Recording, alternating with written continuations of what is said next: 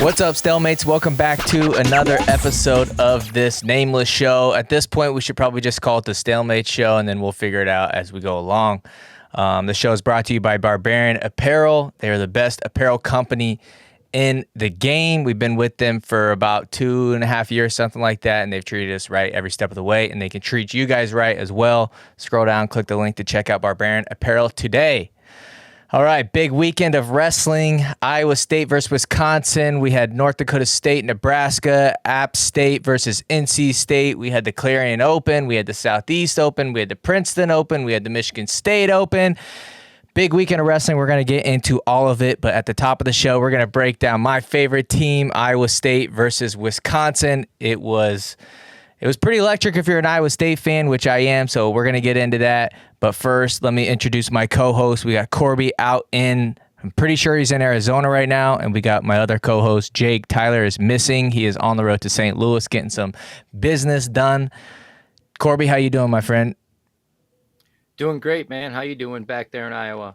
It's going good. It's going good. Fall is here. Wrestling season is here. I got the Hawkeyes in my mention, so you know I'm ready. Jake, how you doing? I'm good. Time change means wrestling's here, so got super dark early, but that just means it's wrestling season, so super excited. Absolutely. The Discord is fired up. I don't know if you boys have been able to tell, but wrestling chatter is going on. So why don't we get into this Iowa State-Wisconsin duel? I'll probably start off the show because I want to get my feelings out there. I could not be happier with where this team is so early on in the year. I did a preview show on the Patreon, which if you guys are not familiar, we have a Patreon, $3.99. You guys can go and check it out. Just some bonus content on there. But I did a little bit of a breakdown, and I did not have Iowa State looking this good. I actually had us losing this duel. But Corby, you thought this was pretty obvious. Tell me your thought process before this duel, why you thought it was going to end up the way that it did end up. To me, I don't, nothing against Taylor Lamont. I just, at 33, I'm not, I think he'll be good, but then I just don't know how good, right? I think maybe he's ranked a little too high right now, just my opinion. And you have Reading coming down, and I think people, we saw Reading at 41 last, and I think people just had that in their mind, and Reading's really good. His results at 33 were good. And to me, I don't see a lot of offense for Lamont, and I just thought that was an easy pick for Reading in my eyes. And then, the rest of the duel pretty much, a little upset there at heavyweight. I wouldn't have called, but I told you before, I think I had it, was it maybe 19-13 or something like that? So I had them winning. So when that line came out and they were actually getting points, we had talked and I was like, oh my God, can you call your guy? Do what you can, put the house on it, whatever they'll let you bet it. Cause that was a lock. That was my opinion. That's just the way. And this thing ended up, did you see that picture of Zargo wrapped up, bleeding through the wrap? This looked like, it turned into a bloodbath. It looked like one team was physical and ready to bring the fight, and one team kind of wasn't sure if they were wanting to fight or not. So, that happens in early duels sometimes and early in the year. And one team kind of kept punching one team in the mouth, and the other one, only hit back at a few weights, and got out lopsided, ended up 8-2. I thought it would be a 6-4, maybe, 6-4 type of match, and it ended up 8-2 with, Terrakina gets the win. And then, between, Paniro Johnson, geez, let's talk about 25 though. What do you think of Terrakina? Jake, your weight class, what do you think about this weight?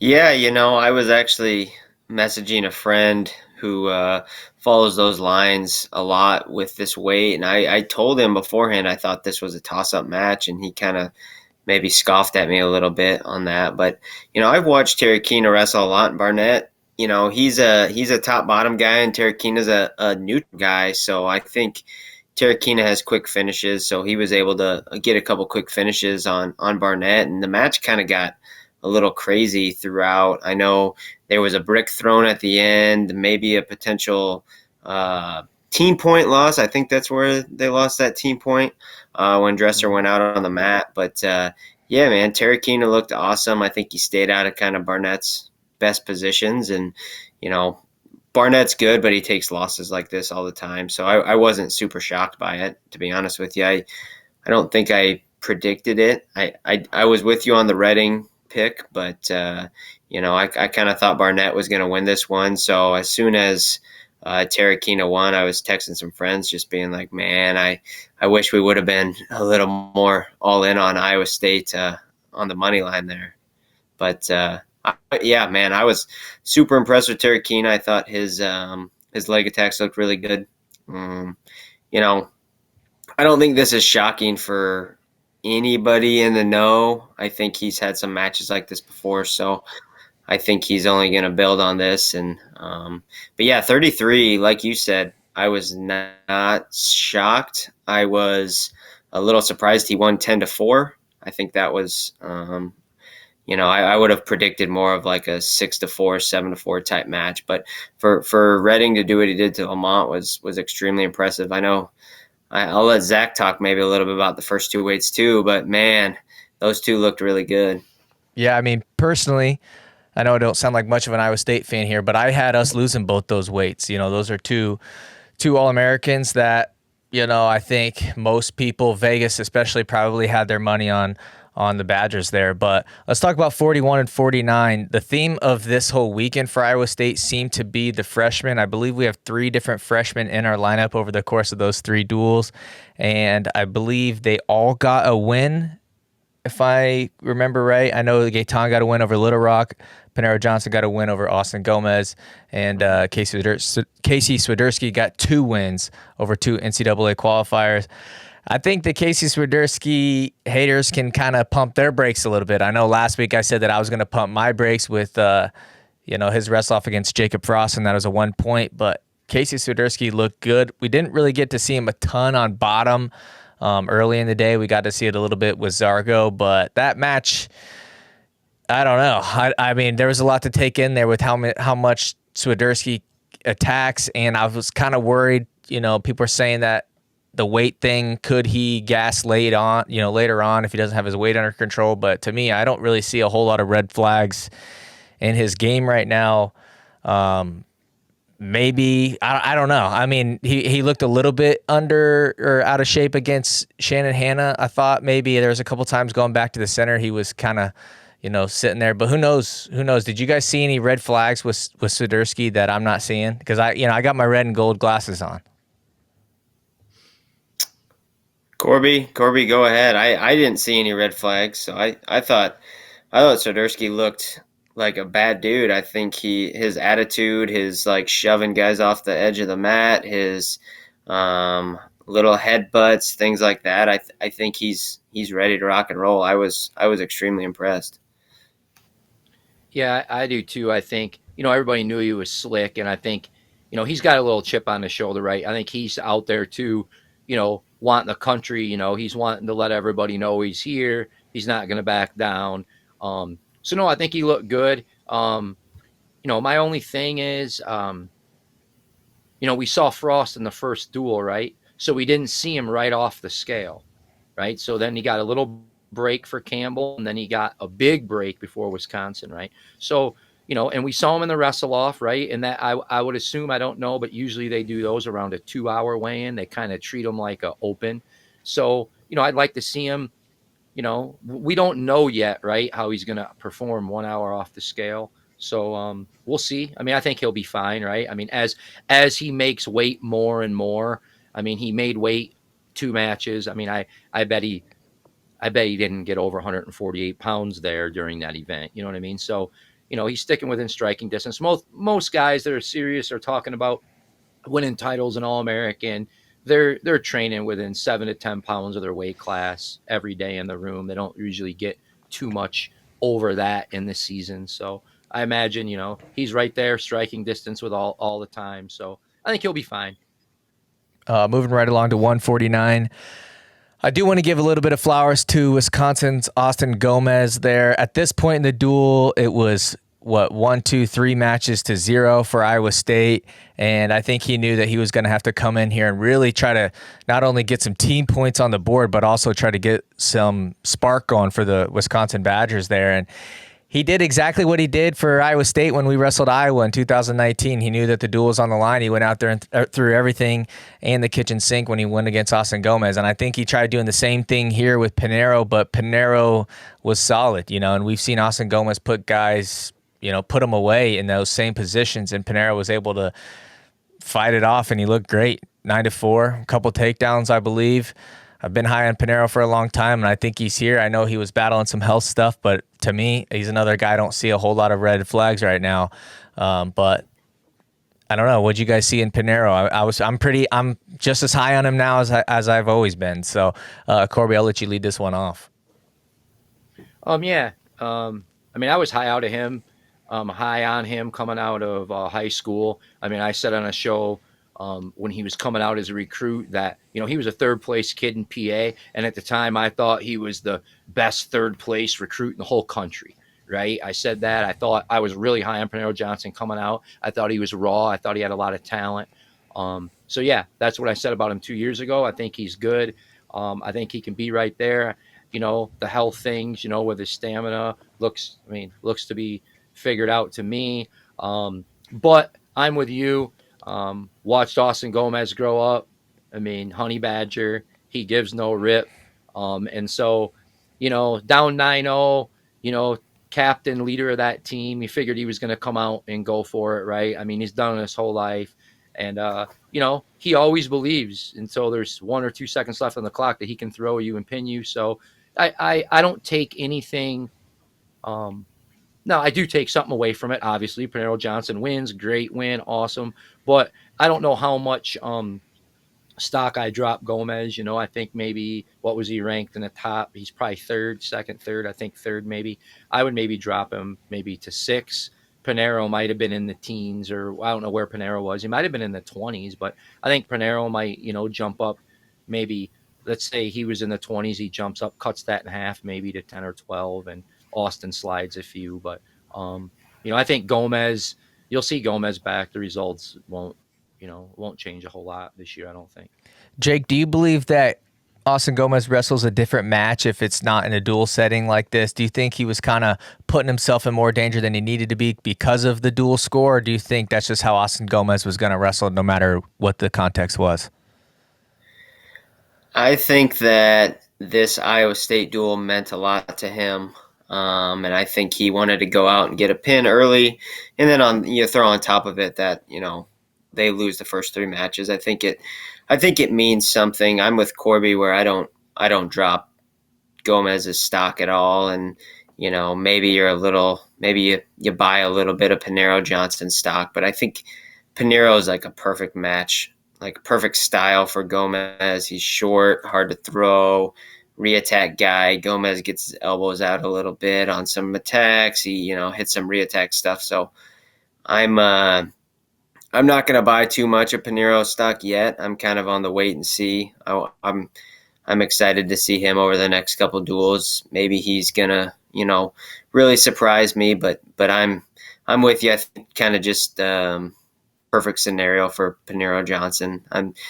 I think it was, I talked about it before. I know you had Gomez getting a pin. I thought it was going to be like a 1 takedown match just with how Johnson wrestles, but I'm with Corby. Gomez is only going to get better. Paniro kind of wait on his stock, I guess, through the rest of the season.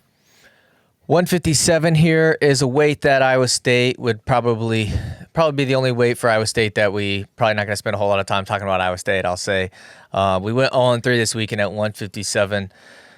Jason Kreiser, Isaac Judge. At this point, I think it's kind of a toss-up between the two of them. Isaac Judge lost to Campbell, and Jason Kreiser lost the other 2 ones. But, Corby, was there anything at 157 that you want to talk about in that match? Maybe give Wisconsin some flowers, considering this is one of the weights that they did win.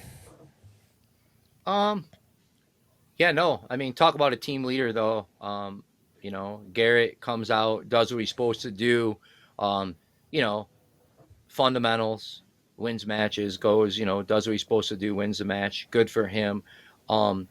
With Iowa State, yeah. I'm going to put you on the spot here. You're probably going to not know the answer to this, but when we are done with the show, you need to call your boy Dresser and find out the answer to this. Is David Carr certified at 157? The way MJ has looked, and I believe MJ's a 65, right? And the way this team performed, right? They may be sitting there thinking, "Hey, man, we're not far off. We got a bunch of guys here that knocked off All Americans that they could be right in the mix." Though, I wonder if that's something, a question that's being had, if he even certified at 57, because at this moment, I mean, you take Gatan down to 65, maybe he's around a 16, round to 12 guy. Carr goes down to 57. I mean, to me, you got to put Carr as being the champ, right? I mean, Carr, O'Connor, Monday, right? So that's a good mix of guys. But I mean, you'd probably have to rank Carr number one if he dropped down to 57, and MJ, and then you'd slide in at 65. And the way that duel went and the guys they knocked off, I mean, I don't know, just me thinking. But what do you think, Zach? I want to challenge Makes you. the team better. Yeah, no, I would agree with you on that, and I know that we talked about that. I would agree that probably makes our best chances at getting a team trophy, probably gives us our best chances at winning some of those duels that you want to win this year. But I would challenge you on that and say that if you're Kevin Dresser and you try to bring in David Carr into your office and you say, hey, we need you to go down to 57 after he just beat a top 5 guy in Dean Hamiti. I know he's number 6 on this, but I would say it's debatable. He's a top 5 guy. How do you go in there and say, hey, we need you to go down to 57 when you just beat one of the top-ranked guys at 65? Well, the only reason this talk could even be had would be that he's certified at 57 to keep the option open, right? And right now, with the way the team's performed, and hey, you're talking about a team guy. He got recruited here. He ran around with, pom-poms. He was a cheerleader getting these guys' names, right? So now, I mean, that wouldn't be a hard. If he's certified at 57, no conversation at all. I mean, he's a team guy. I mean, he'd go down in a heartbeat, in my opinion. Yeah, I know he wants to build into 74 kg to get to that podium, but you got a little bit of time to do that. Just this is just us talking. I have no idea, but I need to find out. I mean, we need to find out if he's certified down or not, and if that option is open, because that makes this team, what you said, 0-3 this weekend at 57. And, there's a lot of duels here that are going to be swung one match either way. And if you can't pick up some matches at 57, you could drop a few duels. So I don't know. Jake, team trophy. When was the last time that happened there in Ames? 2010, maybe? 09? 09, 10, maybe. Something like that. 09 St. Louis. Jake, what's your thoughts on the David Carr Dean Hamiti match? Couple stall calls. I know we talked a little bit. I think we agreed that maybe one of them was maybe we could agree that it was a stall, but then the second one, you kind of getting shot out, one of those weird rule things there. Corby, you're making a face. Do you have something you want to add there? No, when I said 09 St. Louis, now my brain's thinking back. I'm like, wait, 09 might have been Omaha. I'm just in my brain. I might have been wrong about that. 09 might have been. Now I'm second guessing myself. I don't remember what 09 was. Jake, what was your thoughts on the Carr Hamiti match? Yeah, I think it went kind of how we thought it would go. Maybe there was just more action than I thought there was going to be. I thought it was going to kind of be a hang around, early takedown, which Carr did go and get, and then kind of just, hang out. But no, Hamiti just kept coming. He kept pushing the pace, kind of like all the Wisconsin guys did.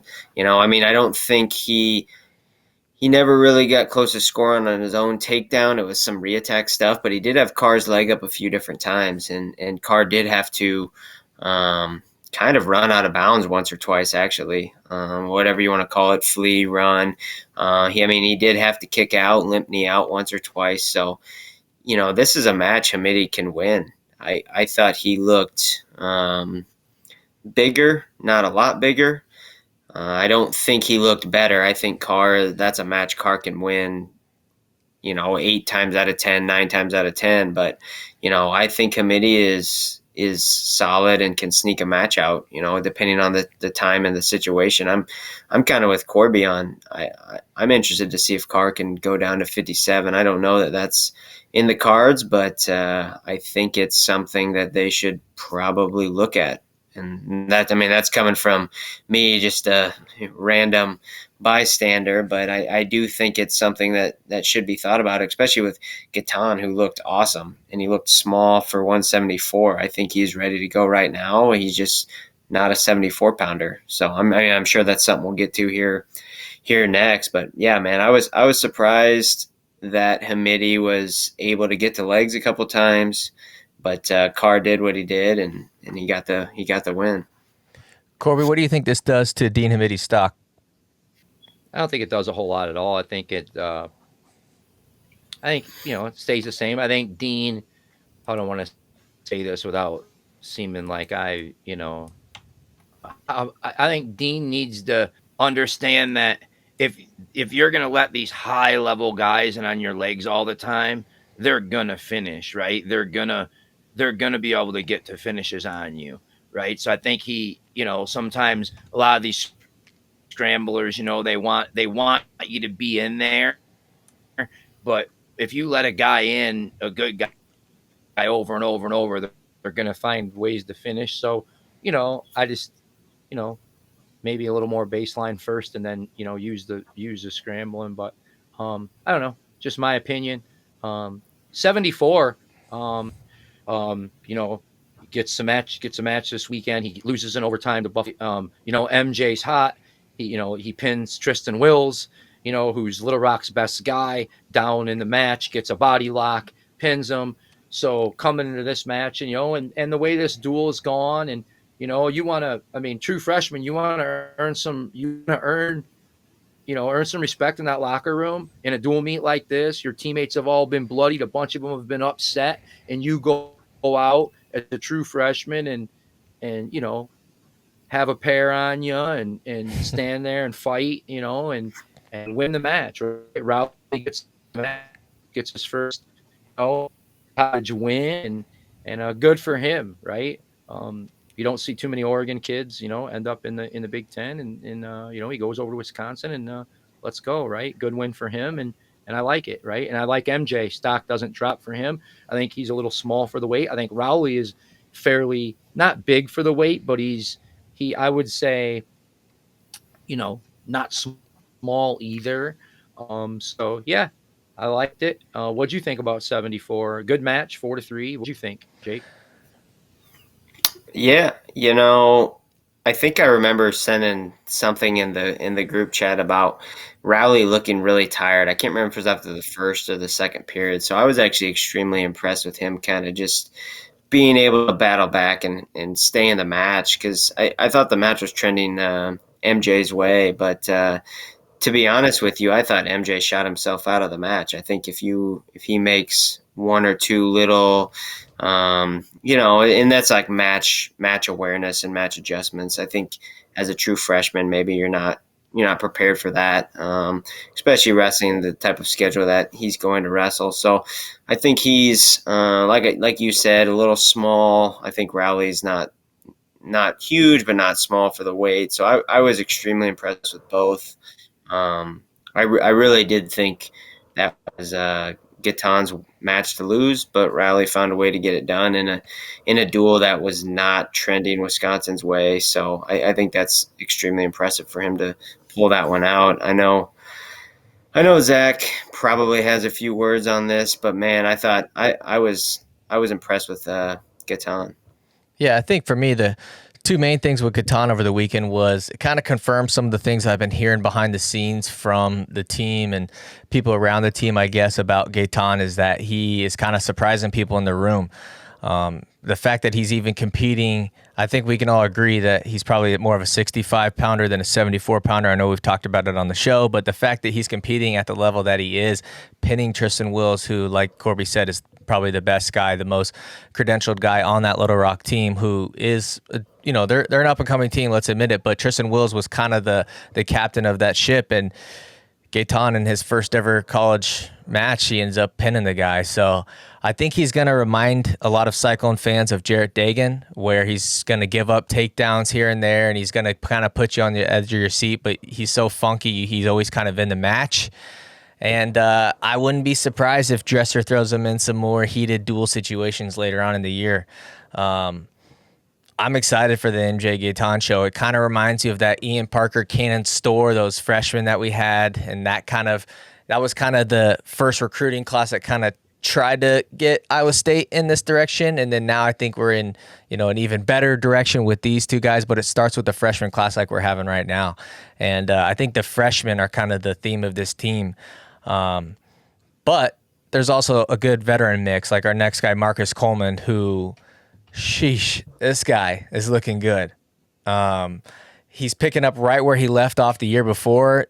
Marcus Coleman is probably the epitome of the Kevin Dresser era, in my opinion. When Marcus Coleman and Dresser first linked up, I believe it was St. John talking about how high he was on Marcus Coleman. They did a whole article, I believe, on the Des Moines Register back in the day, talking about, the potential that's there in this Ames kid. And he is looking to be every bit of the All-American that he was last year and then some. I don't know too much about Tyler Dow, or Doe, however you want to say it. Corby, do you know a little bit of everything with everybody? So pretty good win.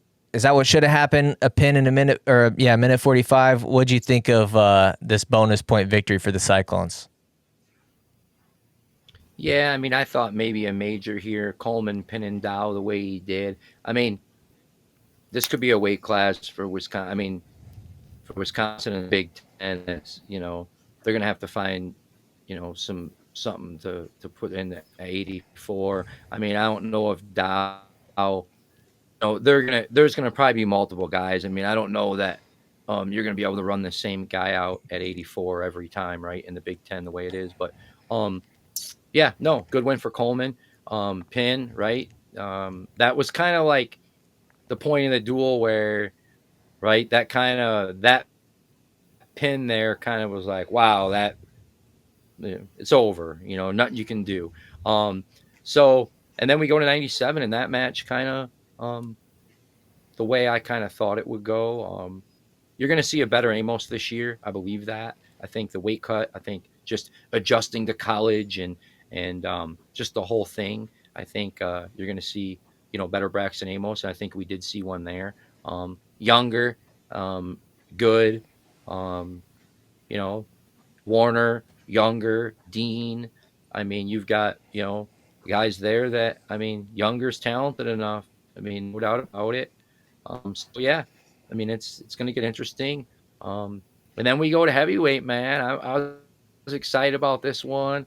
I know Sam a little bit from, being at Buffalo, and when, Akins was up there, and they actually lived together. So I got to know Sam, and great kid. And when he hit the portal, was looking for a home, and I was, he needed confidence, right? It was believing in himself. He had all the tools in the world, and he just needed to, have somebody pat him on the butt every once in a while instead of yelling at him all the time. And it's working, right? The kid's good. He's got talent. He believes in himself. And so, good win over Hilger. And he also beat Tay this weekend from Campbell, who's ranked. So, good for him. I know he beat Hendrickson in freestyle over the summer. So, good for Sam. Things are starting to click a little bit for him. This is, last year eligibility. So good for him. Kid I'm happy for. New York kid, Long Island kid that, Iowa State definitely wouldn't have looked out of high school, right? It wouldn't have been a kid they recruited, no doubt about it. And this kid's made a lot of, out of himself. And good for him, right? And we'll see. Now, last year, and I know we're going to probably segue right after this, because if I don't do it right now, I know you're going to act.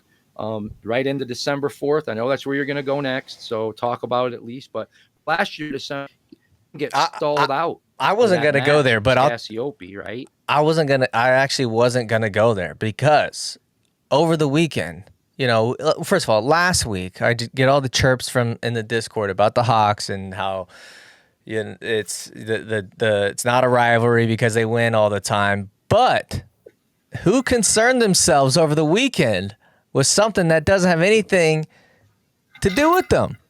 So is it a rivalry or is it not?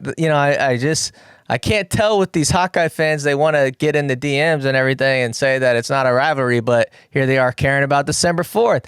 I think it's safe to say that we're all excited about it. I know like Corby said, I know I'm excited about it. I already sent you over my preview this morning, so it's a topic of conversation in a couple group chats I'm in, especially big wrestling people and a bunch of Iowa fans. I think you got those Iowa fans all worried, Zach. As they should be. At least I think it's going to be competitive, and I think the rivalry's back on. I think it's safe to say, no matter who wins, I think that there is some bad blood between the teams, and there's some, I should say, not bad blood, but competitive blood. I think that both teams really want to win, and both teams are. This is what everybody wanted. You know what I mean? Whenever we had the whole KJ era and things were not looking as good as maybe the former glory days, and all I heard from Hawkeye fans was, well, I wish the rivalry was back. I wish it was competitive again. Well, in my opinion, I think it's competitive again. And, I don't want to make this focused on Iowa and Iowa State. What do you guys think Iowa State's ceiling is now? Has it changed for you guys after this duel, or is it kind of the same as it was before? I'm higher than I used to be, and I know that's crazy because I picked 2 Iowa State champions, and who knows if that's going to come to fruition, but I think I have a little bit more, bullet points underneath what I was saying. Are you guys higher in Iowa State now than you were 3 days ago? It's hard to say, right? Do we see a up Wisconsin and an up Iowa State, a little bit of a down Wisconsin there? I'm not sure. I thought they were a pretty good team anyway. I thought they had some holes, right?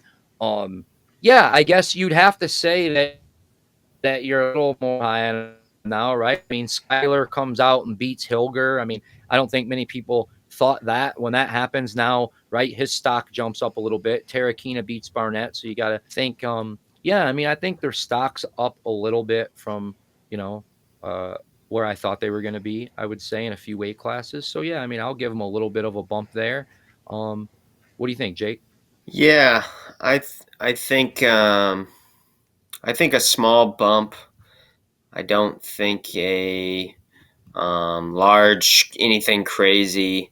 I think that they're still like a 3 or 4 All-American type team at nationals. They're an awesome dual team.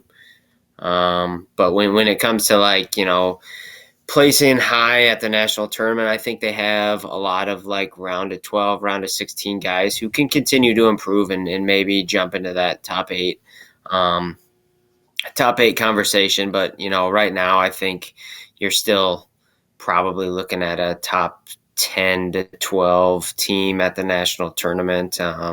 Now, if there was a dual national tournament, they're probably a top 8 team, maybe a top 6 team. But we don't do duels, so we do individual, and I think they've still got some they need to show some more improvement before I start talking about them being like a trophy team or a top 6 team.